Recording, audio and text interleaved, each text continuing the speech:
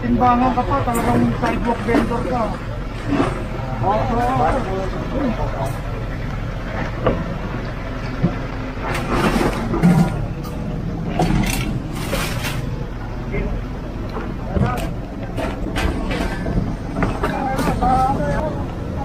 Sisiguraduhin nyo, hindi nyo na tayo babalik dito.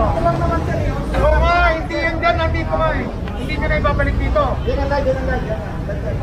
Hindi nyo na po ba ibabalik ito dito? Hindi na po, sir. Pinangahawakan namin sa litaan nyo, ha? Opo, sir.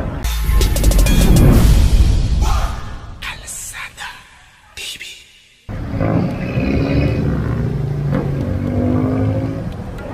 Hindi na namin gusto nyo kunin. Ano yan, ibabalik nyo rin dyan. Hindi na po.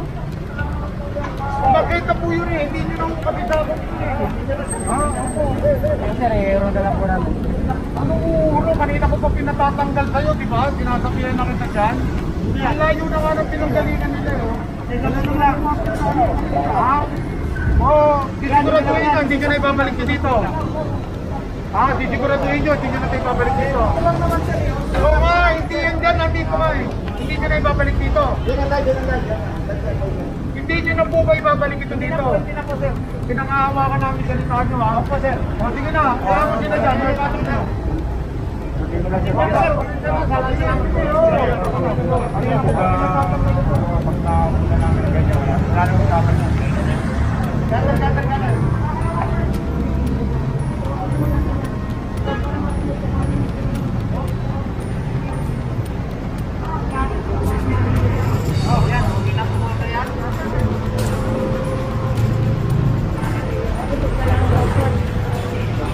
Pero ito kung kumpiskain ko.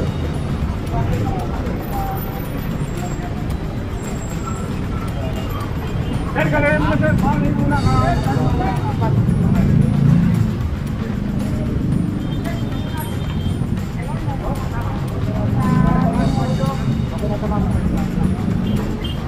Kailangan na lang i-usog yun.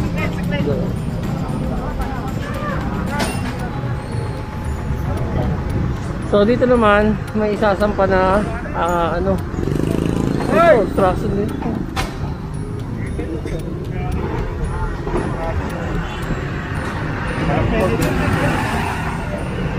Sir Wesley, ito i-impound to. Walang driver's license. Ito walang driver's license. So shoutout muna kay Mami Opelia, yung pagbati galing kay Sir Wesley. Good morning. So ito, sasakay din sa tow truck dahil wala siyang driver's license. So itong sasakyan na to, matagal na daw to dito, kaya titikitan na rin. Pero dapat na ano, mas maganda nga sana matanggal na para itong sidewalk ay nadadaanan na ng mga tao at hindi na dito sa kalsada naglalakad.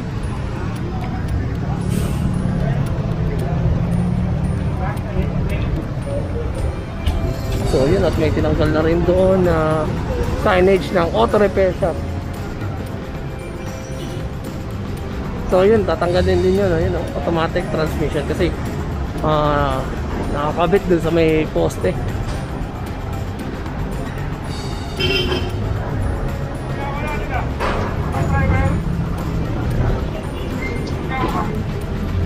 Wala siyang driver's license kaya COVID na po.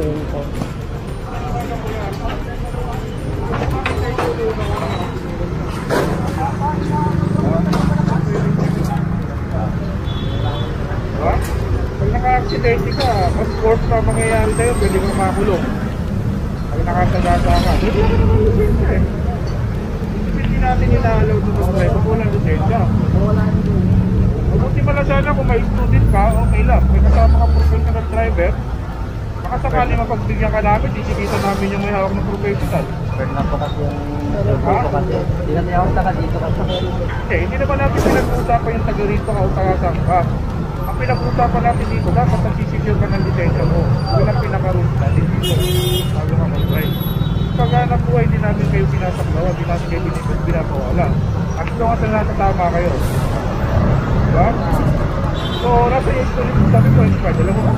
Wala na. Wala na. So, advice ko kayo, kumuha ka ng ulit-ulit. Pangasinan kasi ako eh. Kaya nga, kumuha ko ulit tayo student. Ha? Tapos i-report mo sa ako kung saan tayong Hello. madalo mo na ipon, ha? Dadalhin na po yung Doramay din. Eh, tampa yun na. Ay,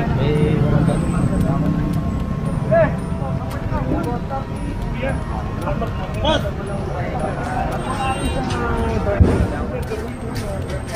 Ba't pwedeng hindi na lang Sila. Hindi kami naghihintay ng ano kasi may mga operation pa kami. Pasensya ka na, hintay mo lang yung amo mo, i-transfer na lang yung produkto mo.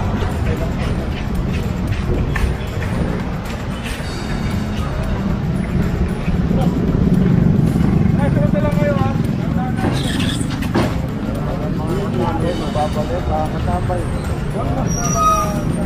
Layo pa naman ang kukuhanan o tubusan ng ano nung mga sasakyan na may impound sa Tumana, Marikina.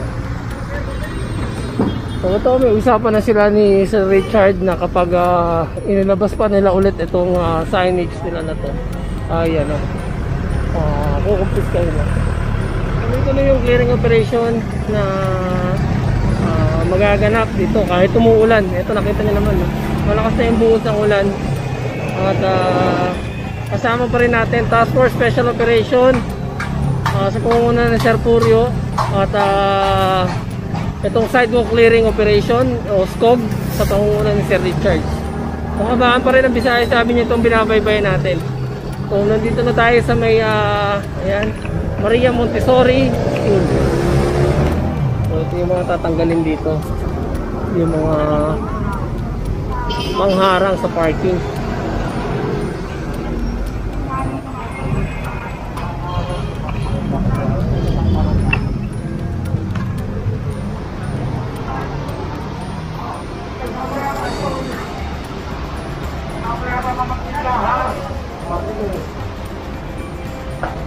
Ate, hintayin nyo ha. Magkakaroon kayo ng violation. Violation of government social, ha? Hindi kasi pwedeng pinapayagan kayo magkikita rin sa nakita. Wala nang permit sila. Ha? Pinapayagan nyo sila. Boss, pinapayagan nyo rin sila, ha? Sige ha, para maliwanag tayo. Dokumento to ha, hintayin nyo na lang. Titingin ko kayo sa ano, LGU. Violation of 1724 yun.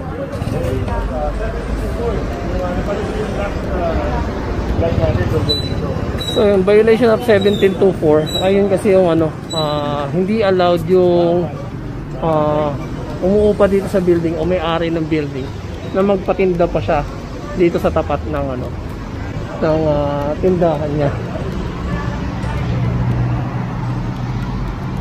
So sabi kasi nung nagmamami, nagbabayad daw siya dun sa ano, nagbabayad daw siya dun sa Ayun nyo na lang po. Ito, oo. Ayun nyo ha. Pati kayo, pinapayagan din nila. So, ang naka-register lang kasi doon ay itong may-ari ng establishmento. Itong mga nagtitinda dito, vendor dito, ay nagbabayad doon. May violation din po ng ordinance. May ordinance ang nilalabag sila dyan. Alright, yun. So, dinocument naman natin. Hindi nakakaalam.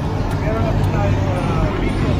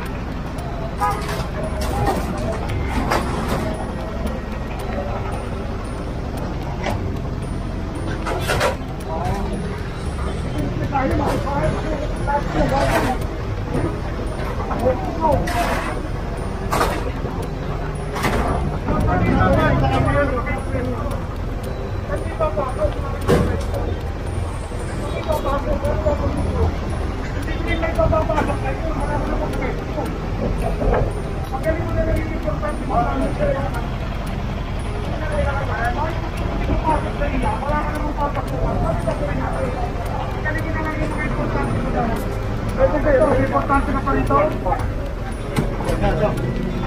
Ano ba yan? Oo. Meron mo lang. Hindi mo naman ganito mo. Ay, sabihin ko sa'yo, ipasok mo yan. Isang ipapasok, wala kang papasukan. Ano gagawin natin? Pipilitan lang kami kung 15 na. Timbangan ka pa, talagang sidewalk vendor ka.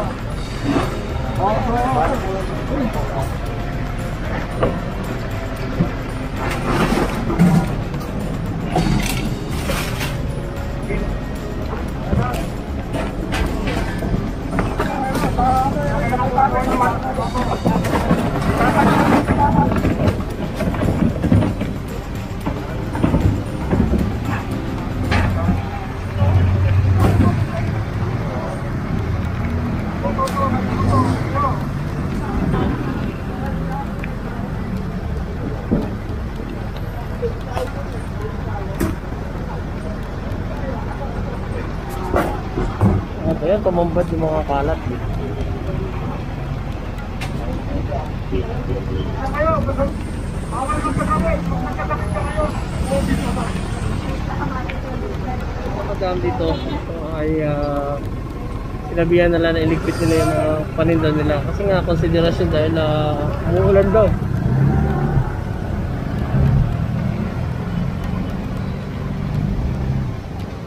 So dito natatapos yung clearing operation kasama ng SCOG sa pangunguna ni Sir Richard at yung ticketing sa pangunguna ni Sir Joey Purio. So sa mga hindi pa nakapag-subscribe, mag-subscribe na kayo sa ating YouTube channel, Kalsada TV.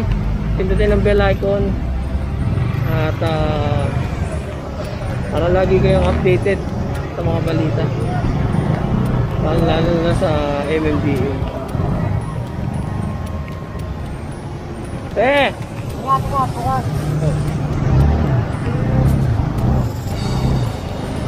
So, sa Task Force Special Operation, Sir Joey Purio at sa SCOG, Team ng SCOG, Sir Richard